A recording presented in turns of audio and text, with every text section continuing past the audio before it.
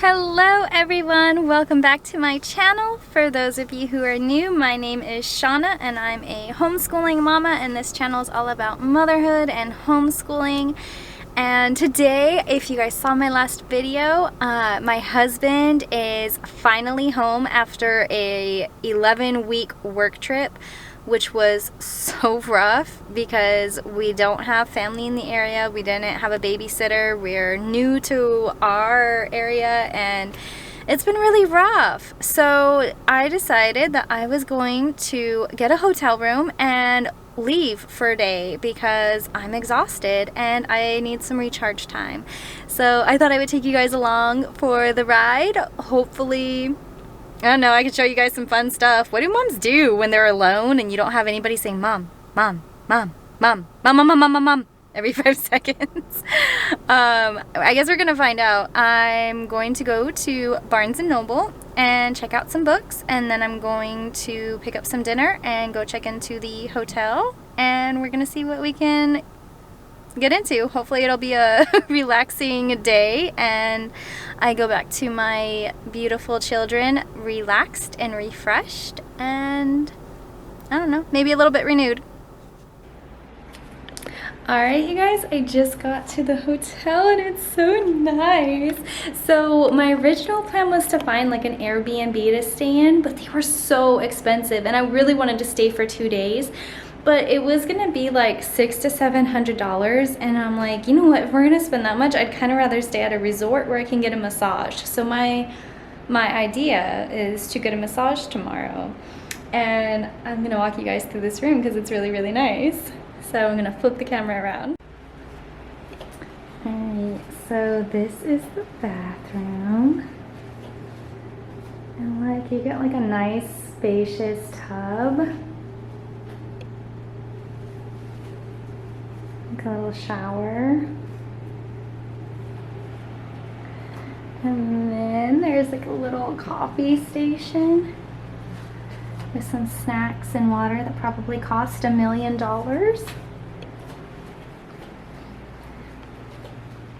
And then it's a big spacious room.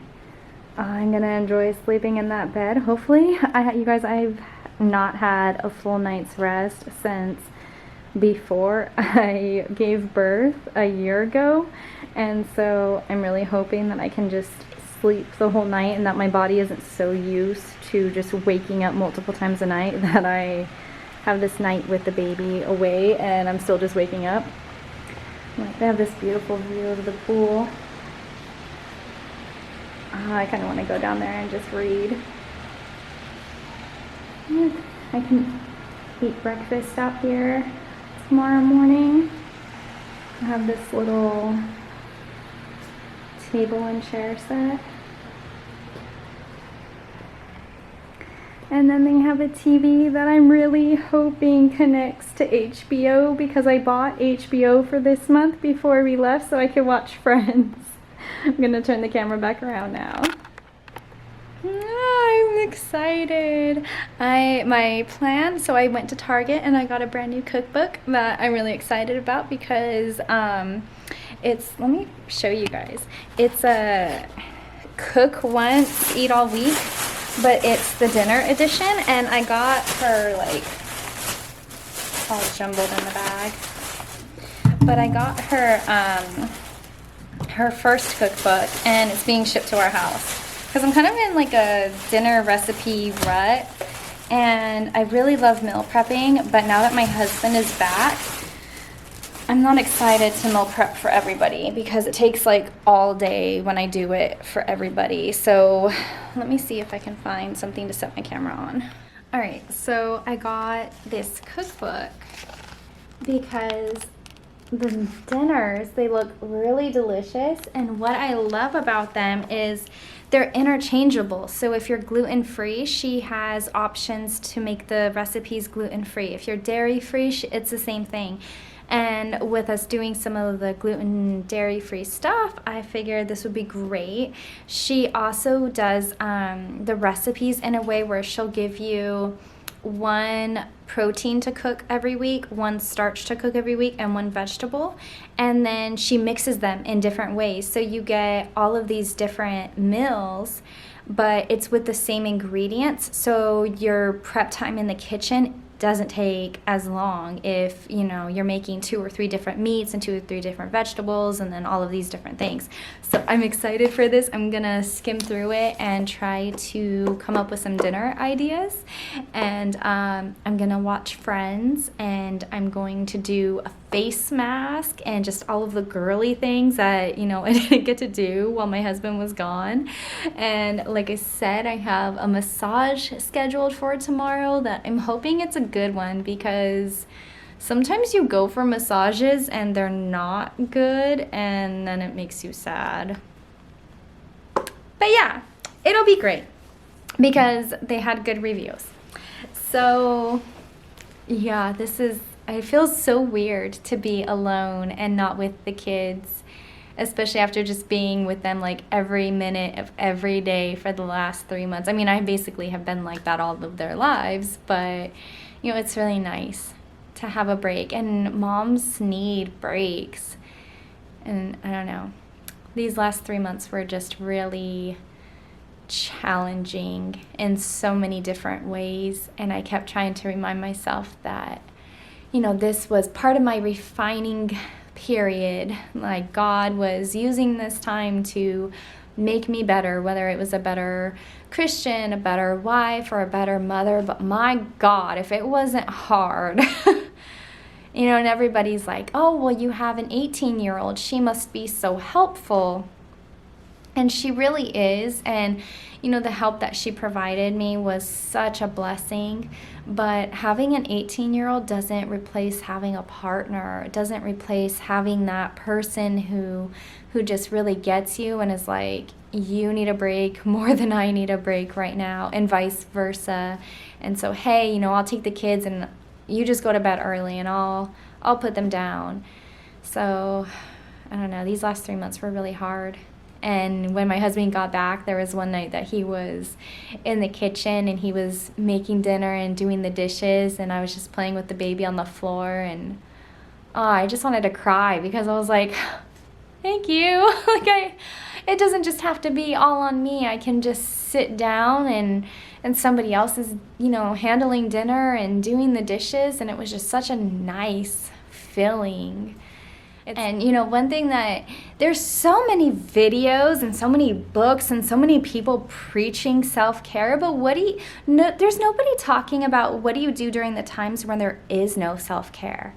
What do you do during the times where you don't have that partner or spouse to kind of pick up some of the load and you don't get a break? What do you do when you have a newborn and it's not just, oh, I can just leave for the weekend and, you know, go take a mental health break?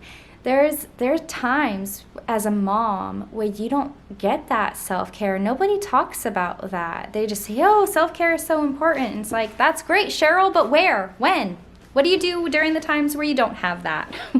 So if there's anything I've learned in the last couple of months, I think that, you know, sometimes it's also like outlook. You know, what's your perspective? You know, self-care doesn't always have to be a hotel room away from your kids and, you know, a massage, because sometimes that's just not in the budget. Sometimes self-care is seeing, you know, a hot cup of coffee as your mental break for the day, or a shower, because God knows that as moms, sometimes it's, you know, 3 or 4 days and we're like, oh, we haven't showered. Our kids have showered and we've made dinner for everybody and we've done laundry for everybody, but I'm getting a little stinky. So I don't know. I think people need to talk more about during the times where there is no self-care, because it's not just always easy, especially as a mom, to just put yourself first and to always, you know, look for ways to fill your cup. It's definitely important and it's definitely needed, and it's definitely something that will help you and your kids to thrive, because if they have a mom who's thriving, then there's no reason why they shouldn't be. But it's not always easy to get self-care, and it's not always an option depending on your season of life. So I don't know, maybe some of you are going through a season of life where self-care isn't necessarily an option, or it might be challenging. If it is, I'm sorry. It really sucks. And just do your best. Do your best to just get through that season, to find the little beautiful things every day that are self-care. The hot cup of coffee, the nice shower, or whatever you do that does fill your cup. All right, so I am going to go eat my dinner because I'm sure it's probably getting cold, and I will update you guys tomorrow on how the massage is and whatever I choose to do tonight. It's so weird to be free. All right. Hello, it's the next day. It was so nice to sleep without the baby. I actually got a full night's rest, which was nice, but I was a loser and I'm not used to being away from the baby.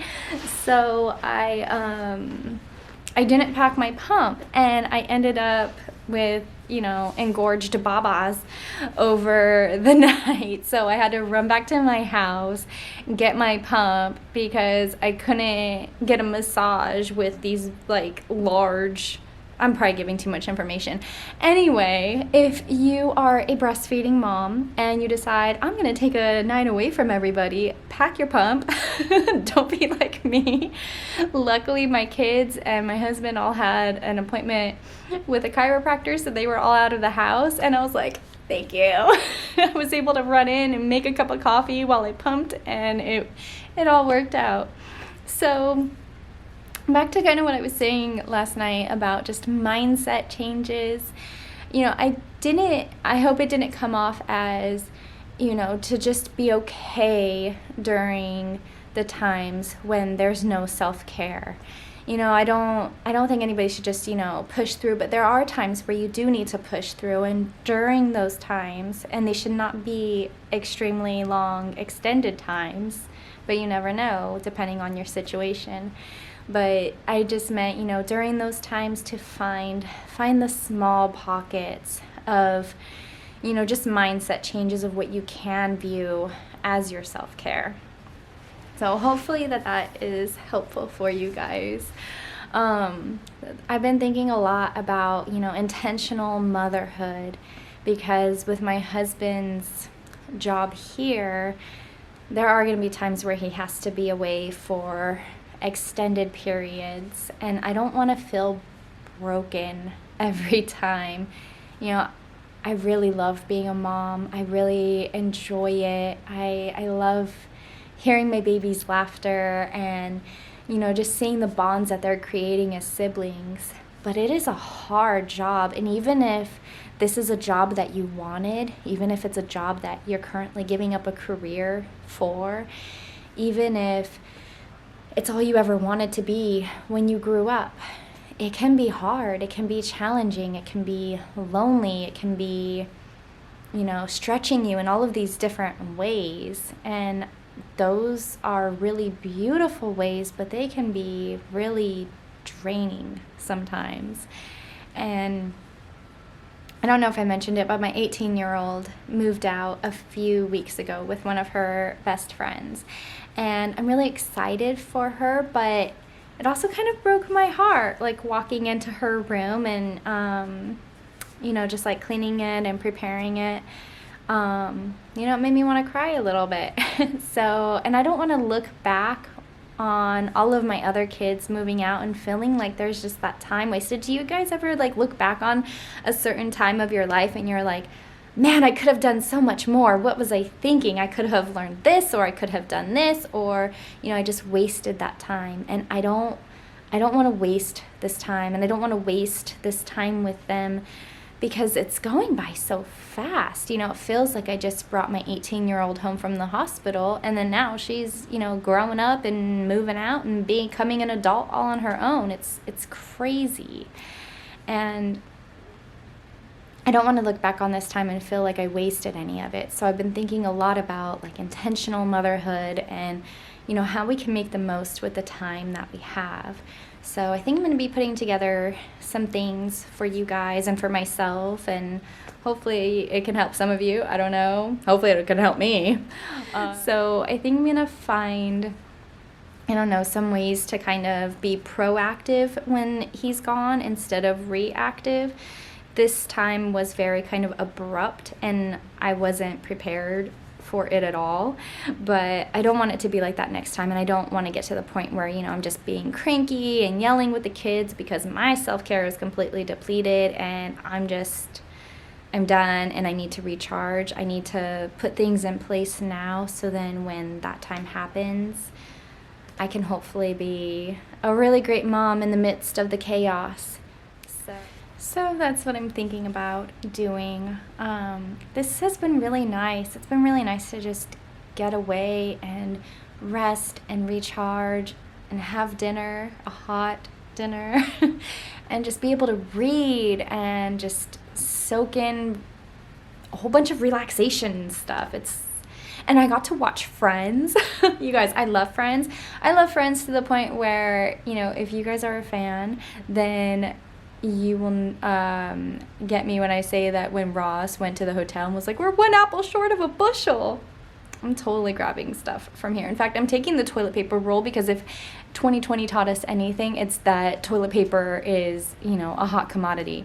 But do you guys ever do anything like this where you just take time for yourself to just kind of recuperate and rest and recharge and kind of fill your own tank so then you can fill all of those lovely babies' hearts and minds and souls? If you do, let me know down in the comments. What do you guys do? Because I mean, I obviously can't do this all the time. So what do you do to fill your own cup? If you like this video, please give me a big thumbs up, hit that red subscribe button, and I will see you guys again later. Bye.